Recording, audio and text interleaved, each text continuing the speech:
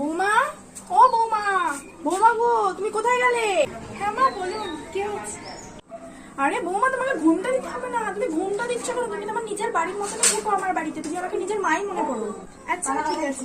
বৌমা, মা কই গেলে? হ্যাঁ বাবা ডাকছিলে, কি হয়েছে বলো? মা আমাকে একটু কফি করে দাও না গো। আসলে আমার বাড়িতে তো আমি কোনোদিনও কোনো কিছু করিনি, সব মাই করে দিত, তাই বলছিলাম একটা। আচ্ছা দাঁড়াও দাঁড়াও দাঁড়াও, নিয়ে আসছি, দাঁড়াও। এই নাও বৌমা, নাও নাও।